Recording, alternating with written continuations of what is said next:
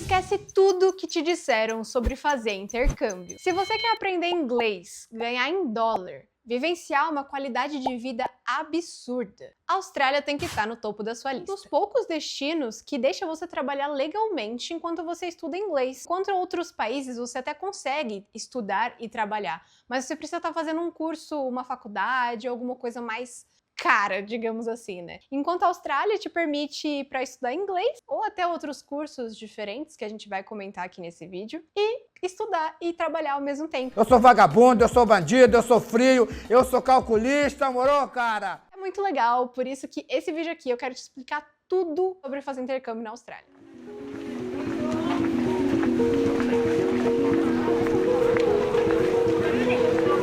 Não, né? Porque eu não sou nenhum tipo de agência, nem nada do tipo. Inclusive, eu fiz intercâmbio em 2022, eu voltei pro Brasil em 2024.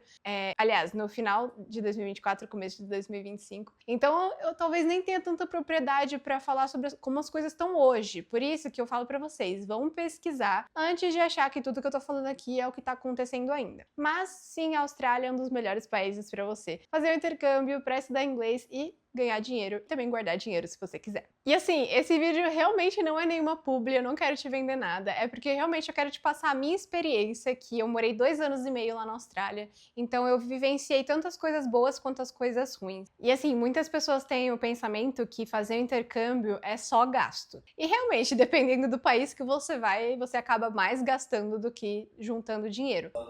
Não, pobre eu não viu mais, no outro mundo eu não viu mais pobre. Mas na Austrália é diferente. Eu conheço muitas pessoas que foram pra lá, que realmente se esforçaram muito, trabalharam muito, até não aproveitaram tanto o que o país tinha pra oferecer pra guardar dinheiro. Conseguiram, sei lá, comprar um apartamento aqui no Brasil. É claro que são histórias muito pontuais, porque eu também vou explicar pra vocês como é que funciona, porque estudante não pode trabalhar full time, né? Então, período completo, tem que trabalhar meio período. Então isso acaba dificultando um pouco, né, pra você conseguir guardar dinheiro. E também depende muito da cidade que você tá morando. Se você vai morar numa cidade mais cara, que nem Sydney, você vai gastar muito mais dinheiro, seu custo de vida vai ser muito mais alto, tanto a sua escola quanto o aluguel. Se você quiser morar perto da praia, em Sydney, ou mais afastado, sei lá, 20, 40 minutos da praia, já vai ser muito mais barato. Então, realmente tudo depende. Eu, por exemplo, morei primeiro em Brisbane. Eu até me arrependo um pouco de ter ido pra lá primeiro, porque não é uma praia, é uma cidade praiana. Então, cara, eu amo praia. Pra mim, Austrália é literalmente praia. Apesar que tem neve também. Vocês sabiam que tem neve na Austrália? Bem perto de Sydney, inclusive. Então eu me arrependi de ir pra Brisbane primeiro, mas era uma cidade mais barata, então eu acabei conseguindo não gastar tanto, né? Mas quando eu me mudei pra Sydney, que era uma cidade bem mais cara, eu gastei muito mais, mas eu sinto que eu aproveitei mais também. Então essa é um pouco da discussão que eu até quero trazer nesse vídeo. O quanto será que vale a pena você ir pra lá pra, sabe, se ferrar de trabalhar demais, trabalhar ilegalmente, né? Porque quando você passa do meio período, na verdade você pode trabalhar, se não me engano, 48 horas nas quinzenas. Então, assim, é meio difícil até você se sustentar 100% só trabalhando legalmente. E é complicado. Por exemplo, eu não só trabalhava lá na Austrália, como eu trabalhava também freelancer de edição. Então, eu consegui, sim, juntar um pouco mais de dinheiro. Mas, se você quer comer nos melhores lugares, morar perto da praia, ter um carro, todas essas coisas acabam gastando mais. Então, você tem que sempre colocar na balança o que você quer. Tem gente que vai pra lá, eu conheci uma mulher que ela foi com a família, que ela foi pra lá porque ou ela queria pegar o visto de residente permanente pra depois pegar a cidadania e morar lá pra sempre, ou ela queria fazer muito dinheiro, se ela não conseguisse isso. Ela queria fazer muito dinheiro porque ela ajuda a mãe dela no Brasil. Então ela precisa ter uma renda ali legal pra mandar pro Brasil. Então nesse caso eu acho que faz sentido você abrir mão das coisas legais, das vivências. Yeah! Tinha um amigo nepalês que trabalhava no mesmo restaurante que eu, que ele trabalhou já 70 horas em uma semana. Tipo assim, é ridículo. Nenhuma pessoa que pode trabalhar full time trabalha o tanto de tempo que ele trabalhou. Ele tinha esse pensamento de, não, eu quero trabalhar o máximo possível porque eu quero me aposentar o mais cedo possível. Ele era novo ainda, acho que ele tinha uns 19 anos. Então assim, depende do que você quer, né, das suas intenções. Eu não fui pra Austrália pra guardar dinheiro, eu fui pra Austrália para aprender inglês e para vivenciar uma cultura diferente, então eu consegui concluir com sucesso. Eu não me considero 100% fluente porque eu ainda peco muito como é que fala? Mas tu fez uma prova pra Interpol, tu tinha que falar inglês. Fala uma frase em inglês, por favor. Deixa eu ver. Feijão com farinha. Eu não sei tantas palavras assim, mas eu consigo entender e me comunicar 100%. Eu não tenho medo de me comunicar. Então, o meu objetivo foi concluído com sucesso. Mas deixa eu te explicar a parte mais básica, que é como você vai pra lá, né? Você primeiro precisa entrar em contato com uma agência. Essa agência vai te oferecer alguns tipos de curso. Então, você pode escolher um curso de inglês, e aí também vai variar de 3 a 1 ano de curso. Ou você também pode escolher um curso VET. Ele é como se fosse um técnico aqui do Brasil, então você pode estudar marketing, você pode estudar comunicação, você pode estudar até culinária, tem coisas muito mais práticas e físicas lá, do tipo, acho que você pode até ser não é carpinteiro, tem alguma coisa assim que é tipo jardinagem, umas coisas assim, muito doidas. Enfermagem também, fisioterapia, tudo isso tem tipo um curso técnico lá que quando você fecha esse VET, ele é muito mais barato que o curso de inglês e o pessoal gosta muito, prefere fazer o VET do que fazer o curso de inglês porque ele normalmente é só uma vez na semana.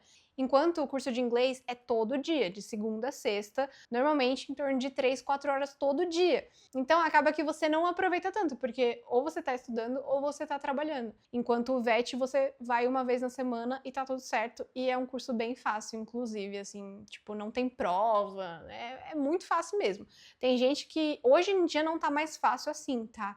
Mas tinha gente, quando eu fui pra lá, que ainda não tinha ficado mais restrito esses vistos para VET, o pessoal tava lá, tinha gente que tava lá 9 anos só mudando de VET em VET, porque o VET ele tem uma progressão, né? São certificados. Então, chega uma hora que você se forma, mas você pode ir, são vários anos de cada curso. Então, tem gente que fazia o curso, aí ia lá e mudava de curso. Aí mudava de novo. E aí ficava nesse visto de estudante eterno na Austrália. Eu não te recomendo você fazer isso, eu acho que você nem consegue mais fazer isso. Porque eles estão, exatamente porque muita gente fez isso de não ser um estudante genuíno, como eles chamam, né? Eles acabaram meio que cortando grande parte desses vistos. Agora, é muito mais para as pessoas que estão em áreas em demanda na Austrália. Então, por exemplo, enfermagem é uma área muito em demanda. É cuidador de idosos também. Então, são áreas que o VET vai privilegiar de aceitar o seu visto ou não, né? O caso é a imigração, não o VET. E aí, depois que você escolher o curso que você quer, você vai enviar um monte de documento, vai enviar uma carta de intenção, que é para você explicar o porquê que você quer ir para lá, e é nesse momento que você vai demonstrar para eles que você não quer ir para lá para morar para sempre, porque um dos pontos que muitas pessoas são rejeitadas é porque elas não conseguem explicar o porquê que elas querem ir para lá. E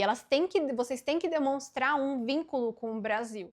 Engraçado é que aqui no seu LinkedIn tá dizendo que você tem português fluente. Eu sei, sim, mas é porque as pessoas mentem no currículo, né? Por exemplo, se você tem uma casa, se você tem família aqui, se você tem um trabalho ou uma oferta de trabalho no retorno, então tem muitas pessoas que estão trabalhando, aí pedem demissão e depois quando voltam elas vão para trabalhar no mesmo lugar de novo, então elas pegam uma carta de oferta de trabalho. Isso é tipo assim, essencial, porque demonstra para eles que você não quer ficar no país. Apesar deles terem vários caminhos para você pegar o PR, né, como a gente chama, que é a residência permanente, ou até a cidadania, mesmo tendo caminhos para você fazer isso, no fundo eles não querem, né, porque são mais pessoas. Mesmo que, cara, todo mundo sabe que são os imigrantes que, sabe, fazem o trabalho braçal na Austrália, são as pessoas que sustentam, tanto que na pandemia, ridículo, né, eles falaram para as pessoas, não vão embora, a gente não quer vocês aqui, sabe? Realmente começou a mandar o pessoal embora, porque tava naquela confusão. Só que eles não tiveram nenhum tipo de cuidado, realmente foi cancelando visto, não deixando mais ninguém vir. Então diminuiu muito a quantidade de imigrantes, ou seja, diminuiu muito a quantidade de trabalhadores, e eles começaram a sofrer com isso. Tanto que quando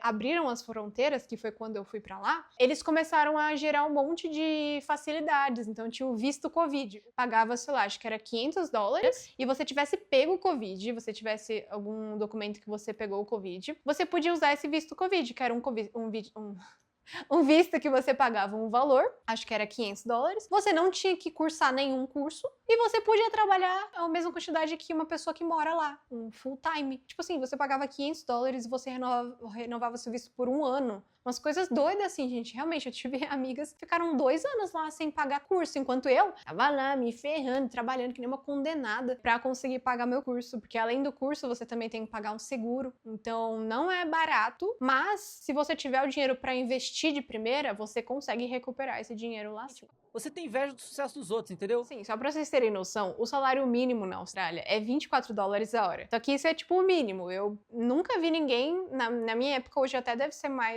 maior o salário, ganhar menos que $26 a hora. E $24 a hora é R$90 por hora. Isso é, tipo, muito dinheiro, sabe? Então, mesmo você trabalhando 20 horas na semana, que é o part-time, né, que é o que o estudante pode trabalhar, você ainda ganha um dinheiro legal. Você ganha $1.850 por mês. Isso se você estiver ganhando salário mínimo, é o que eu falei. É muito difícil você ganhar $24, né? Então, realmente, tipo assim, você vai pra lá, você vai trabalhar lavando louça, você vai trabalhar de cleaning, você vai trabalhar de garçom, você vai ganhar um salário bom. A Austrália valoriza, né, esses trabalhadores, que é uma coisa que eu acho que a gente tinha que aprender muito, né? Totalmente diferente como funciona daqui, dos Estados Unidos, por exemplo, que lá também uma babá ganha, tipo, absurdos de dinheiro. Muito doido como as coisas são diferentes, né, de país pra país. Inclusive, os brasileiros ganham muito dinheiro com cleaning lá, porque não tem lugar que faça uma limpeza tão bem quanto o brasileiro. Não tem país que faça uma limpeza tão bem quanto o brasileiro. As pessoas gostam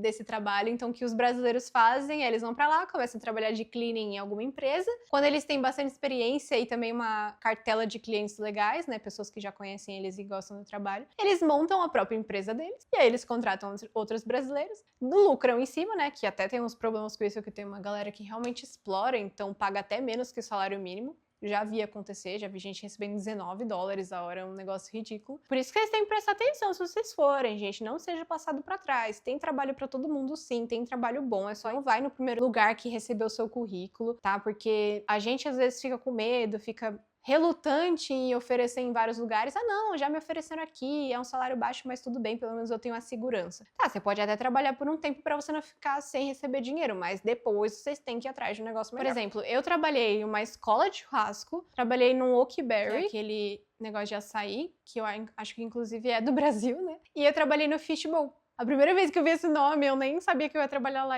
Gente, Fishbowl Cat. Se você não pegou a referência, pesquisa no Google, pelo amor de Deus. O Fishbowl foi o lugar que eu mais gostei, era um restaurante tipo fast food, só que de salada, e era muito bom, tenho muita saudade, muita vontade de comprar uma passagem só pra ir comer um bowl lá. E eu gostava muito de trabalhar no Fishbowl porque tinham várias pessoas de vários lugares do mundo. A Austrália em si, né, o geral, assim, uma das coisas muito boas também de lá, é que é muito multicultural, porque é muito perto da Ásia, então vai muitas pessoas de vários lugares da Ásia, vários lugares da Europa também. Então eu tinha muitos amigos nepaleses no Fishbowl, acho que o Fishbowl, 70% das pessoas que trabalhavam lá eram nepaleses e eles são muito legais. Eu tive amigas alemãs também, que elas eram muito fofas também no Fishbowl. Então essa é uma das experiências legais também. Se você tiver, sabe, a cara de pau de fazer amizade mesmo, porque tem muitos brasileiros que vão pra lá que só ficam no círculo de brasileiros, só trabalham com brasileiros, só estudam com brasileiros, que normalmente os cursos de inglês você acaba...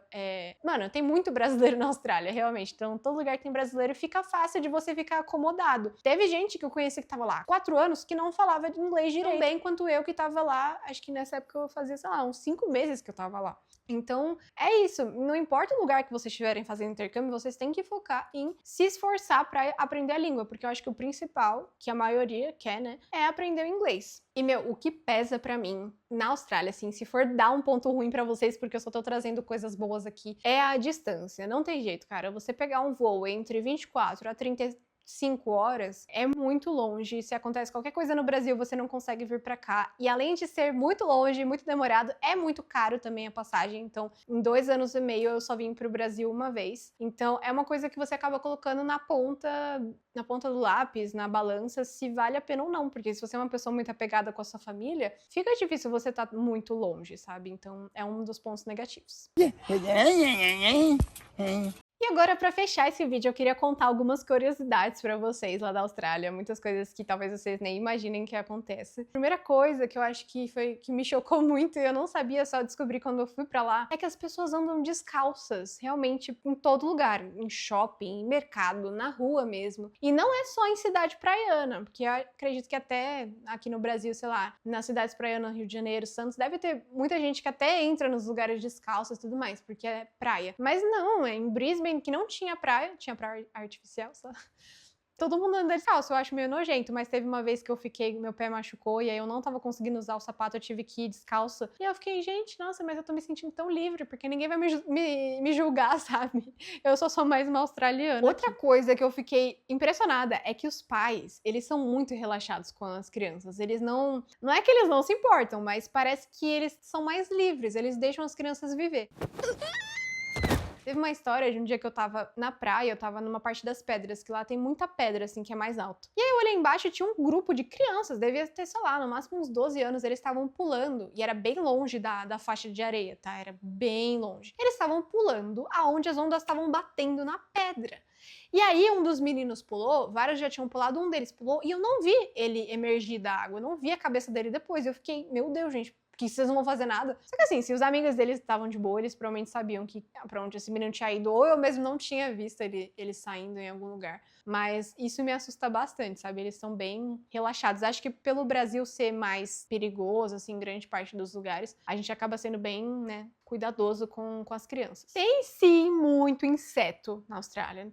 E principalmente aranha, não tem jeito. Se você é aracnofóbico, se você tem aracnofobia, não vai pra Austrália, porque realmente em todo lugar, na nossa casa aqui, eu morava com mais 5 pessoas. A gente tinha uma aranha de estimação que ninguém podia matar, porque essa aranha, ela não fazia mal para ser humano e ela também comia, né, matava as que eram bem venenosas. Então era importante ter elas lá. Por isso que se você tem aracnofobia, não faz muito sentido, porque tem até aranha boa e você vai querer matar todas, inclusive é ilegal você matar aranha lá, você não pode matar aranha no meio da rua. Se for na sua casa, ninguém vai descobrir, né? Então, tudo bem, mas realmente ninguém pode matar aranha assim por matar. E por fim, eles comem carne de canguru, porque canguru é considerado uma praga lá, que nem acho que javali aqui no Brasil.